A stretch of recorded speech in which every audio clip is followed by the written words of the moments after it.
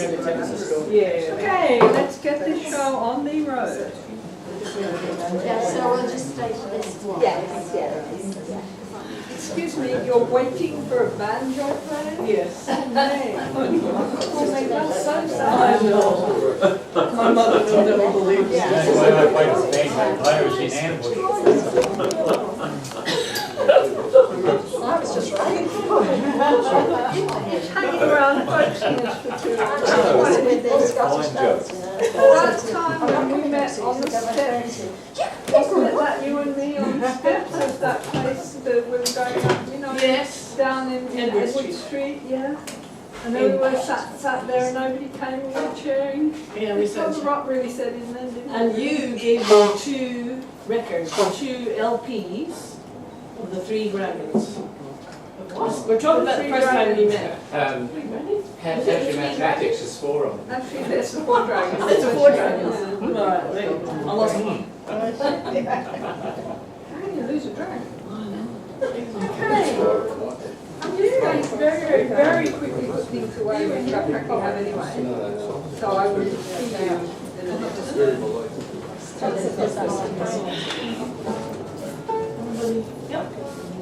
a Sue, dear Sue. Excuse me, you haven't started yet. Oh, sorry. I thought you were leaving us. No, I was just turning off them so we could hear you better. Oh, thank you. So, now she has waited for the banjo and the banjo has arrived and I'm really, that's so pathetic. Ring the banjo. Meg Phil. Thank you.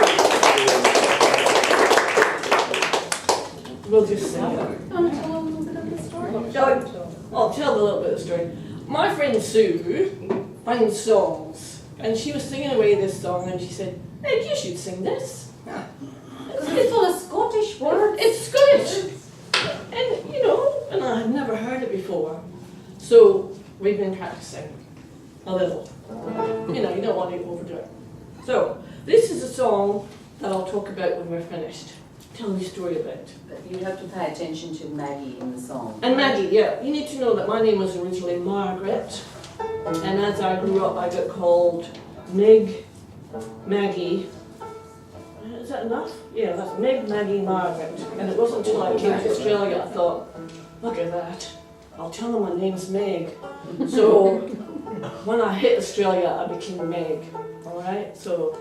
And this Maggie's very popular with boys. Yes, this is a song which I'll unpack later, but just enjoy it and do join in with the choruses. Are you ready?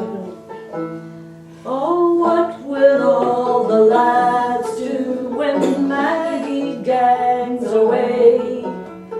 What will all the lads do when Maggie gangs away? There's no land that doesn't dread the day. Oh, what will all the lads do when Maggie gangs away? Young Jock has ta'en the hill for it, away full right was he. Poor Harry's ta'en the bed for it, and laid him down to be. And Sandy's gane into the kirk, and Lennon fast away. Oh, what will the lads do when Maggie gangs away? I'm skipping the courses. Yeah. The young laird o' the Langshaw has drunk her health in wine. The priest has said in confidence, the lassie was divine, and that is mere and maiden's praise than any priest should say. But oh, what will the lads do when Maggie hangs away? The wailing in our green glen that day will quaver high. 'Twill draw the redbreast frae the wood, the lavrock frae the sky. The fairies spray their beds of dew will rise and join the lay. Oh, what will the lads do when Maggie gangs away? Okay, your chorus, here we come. Oh, what will all the lads do when Maggie gangs away? Oh, what will all the lads do when Maggie gangs away? There's no hand in all this land that does not dread the day. Oh, no, what will the lads do when Maggie gangs away?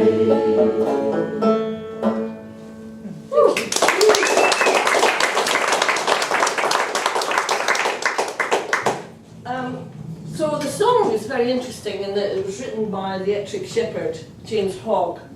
He was born in 1770, missed Robbie Burns by just a wee bit, but did get a reputation as a singer, a songwriter, and he collected ballads. He wrote songs for young girls to sing, and I think that was one of them. And if you listen to the words, this Maggie, what kind of person was she? Why would all the lads be so sad? Like one goes to his bed and wants to die, the other heads off into the mountain and is ghastly white, the other one goes into the church and starts praying. Well, my theory is that Maggie was a barmaid. And in those days, in the 1700s, the first pub in Scotland was 1734 at Drimmen. In those days, pubs were places where not very many women went, but if there was a girl behind the bar, the landlord was always sure of a lot of customers that were young men. And not only were barmaids usefully pretty and handsome, they were sometimes offered other services besides. And in that story, the song, I'd have to say that Maggie was very popular. And when it said that the young laird of the Lanshaw drank her health in wine, I think he was there at the bar at the time and did it. In Scots, when you say that something is a Lanshaw, it means a long stick. Get the euphemism? So, I think James Hogg was pulling people's legs. He was a lovely, sweet song, but he was really talking about sex and pre-love in the country. All right? As it was in those days. I didn't think they did that sort of stuff in Scotland. Didn't they? Don't think so. You missed a chance. Where did the priest come in? Oh, the priest, yes. And the priest, well, he said, and they say that in the song, he said the lassie was divine. And it could mean anything. But for him it meant something. All right? So it's a very innocent sounding song, but in fact, I think, as I say, it's about pre-love. And it got me intrigued in this James Hogg, who lived till he was 63. He was born on a farm. His mother was a Maggie, a Margaret Laidlaw. His grandfather, his mother's father, was the last man in the borders to speak with the fairies. With what? With the fairies. So, this is before or according to after Wiki the One, which I find is always accurate. And his father was a tenant farmer, and of course things went wrong, and so from the age of 7 he did go to school, but not for very long. Couldn't read, because he was pulled out of school at 7 and had to work on the farm, doing all sorts of jobs, bringing in money to the family. And so he couldn't read, but at 14 he'd saved up enough money to buy himself a fiddle. His mother was a collector of ballads, traditional ballads, and so he would be used to singing in the house. And so he was a fiddler. And he also, by the age of 14, was engaged as a shepherd. So it was there, he was engaged to a chap who had some books in the house and decided that he was very keen to learn, so let him read books while he was shepherding. So he learned to read on the job.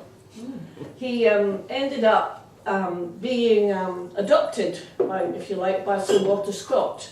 and hired to help him with the book of minstrelsy that Scott wrote.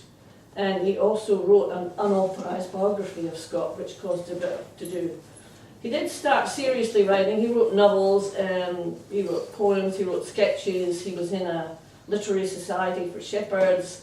But he also went to... I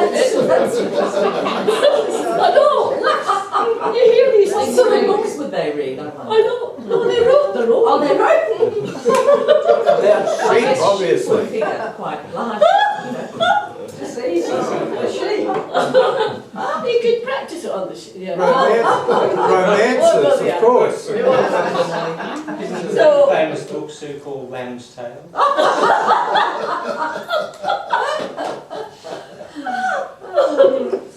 I think his getting most confused famous with New book was Zealand. called, I don't know, I didn't got it here, Confessions of a Righteous Sinner, I think it was. And Andre Gide read it in 1924, and suddenly the Electric Shepherd, James PHILP, became famous because Gide said he'd never read anything of such literary quality as this writing. So, unlike Burns, who went into the Masons, and who got really into Edinburgh society and got his book published by the Masons, I'd say, the Electric Shepherd did all sorts of things in order to become a novelist and a writer. He did have 2 children out of wedlock, but he gave them his name, which was extraordinary at the time. Did he have them with a sheep or with a No.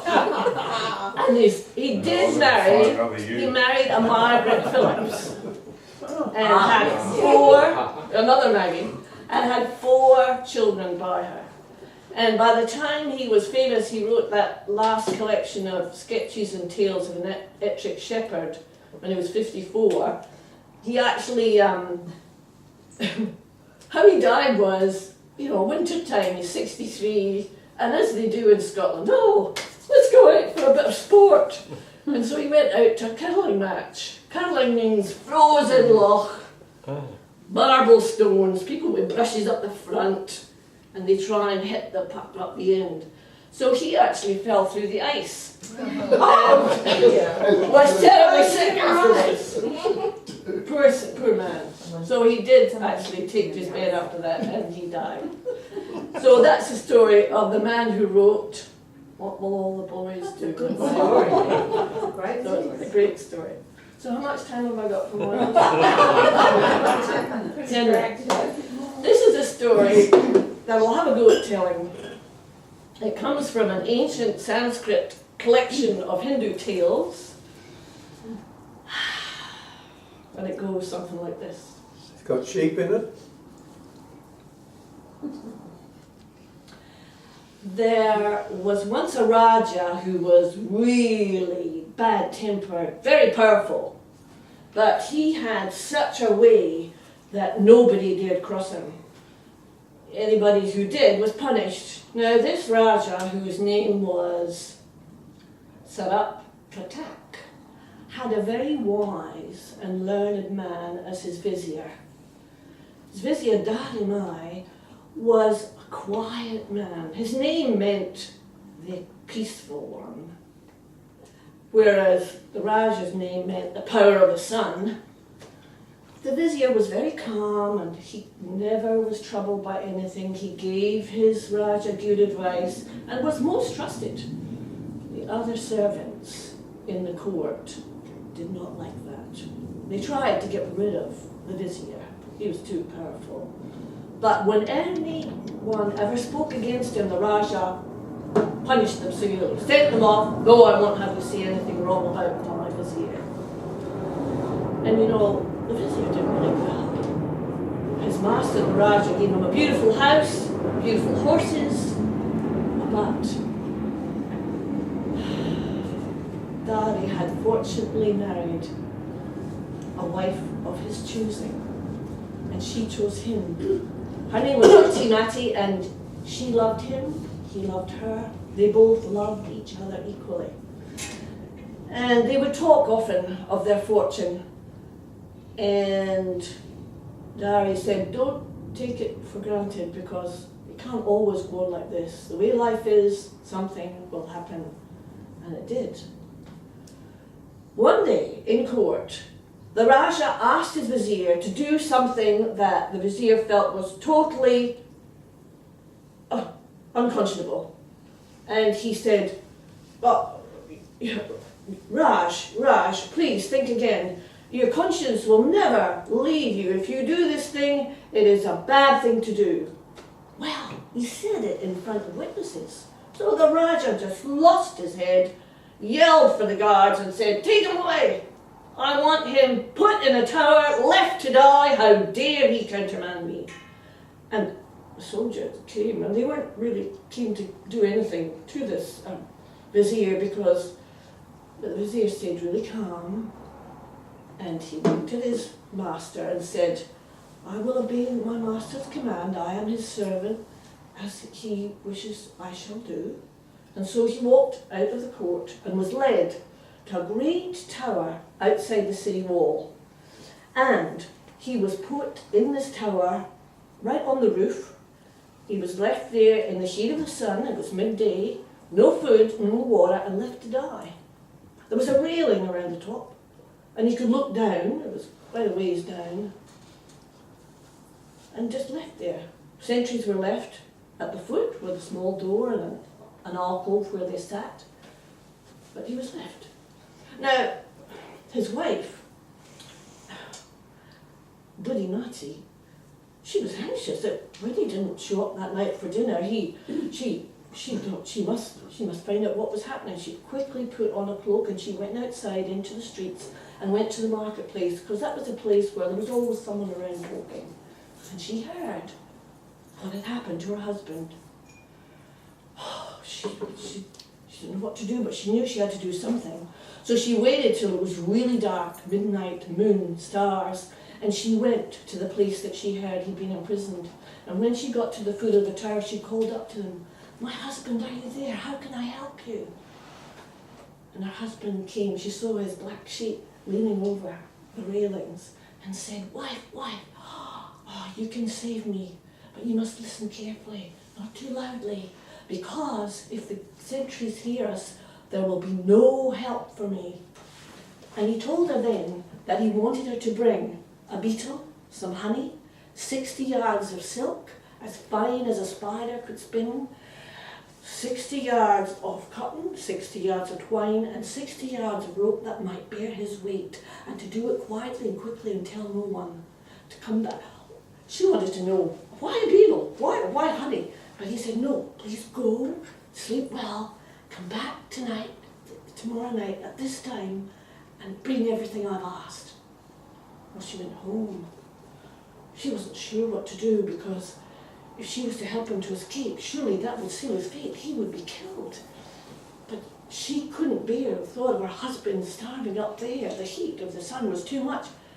So she got everything she could. And it wasn't until the next morning she thought, "Oh, the beetle, I forgot the beetle." She went into the garden, because there were plants growing there, and she noticed some beautiful multicoloured strong-looking beetles, and she found one of those and she caught it. And she took a little vial of honey and she waited. At night, when it was dark, still a bit of a moon, she called up to her husband. And he told her what to do. Tie the silken thread around the beetle's middle. Put a little drop of honey on its nose and on its antlers, and it will think there's honey up here. It will follow the smell. Point the beetle up the wall. And so she did. And when it came up the wall, he was waiting for it. It took a while, and she carefully unwound the silk and let it go so that it didn't tangle. And eventually her husband called down, "The beetle's here, the beetle's here," and he caught it, and he took the thread off it, and he put the beetle in his turban, kept it safe. You've done a good job, messenger of life. And picked up the rest of the thread and wound it round, and he called down to his wife, "Now at the end, tie the cotton." So she tied a piece of cotton, the 60 yards of it, to the end of the silk. And he wound up the silk, and up came the cotton. When he got to the cotton, put the silk rolled up into the other side of his turban. He could use that again, it was very strong. And then he got the cotton and wound that up. And then as it was coming higher up, he called down, tie the twine to the cotton. And you can imagine the next step was tie the rope. And when the rope came up, he had everything all ready. He got a hold of the rope and he tied it really tightly to the balustrade. And he lowered himself down to his wife's waving arms, and they said, "Oh, thank goodness," and they held each other, and thank God that they were together again. But they rushed home, and his wife could hardly sleep for thinking, what will happen? What will he say? What can he say? He'll definitely be killed for escaping. Well, the next day, after he'd slept, the vizier made an appointment and went straight to the Raja's palace. And to be honest, the Raja had spent 2 days feeling really guilty about his friend. It was the one man in the world that he trusted, and this is what he did. And he couldn't lose face.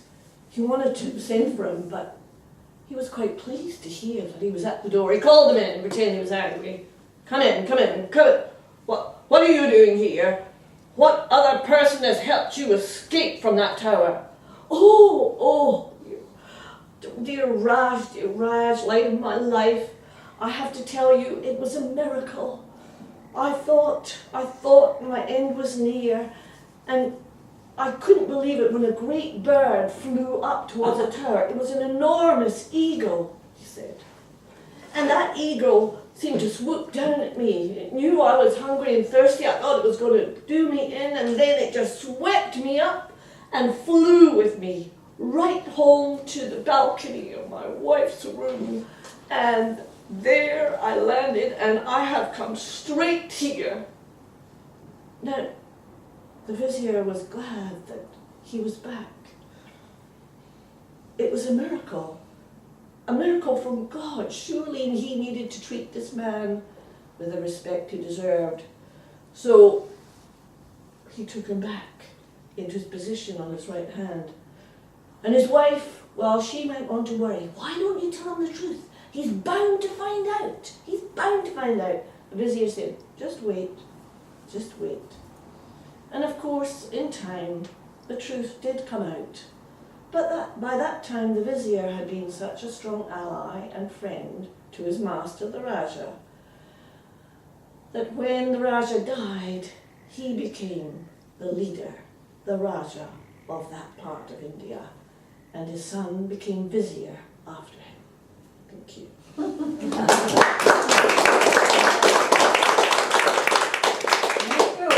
you. What happened to the people? I went on to make that. You're right.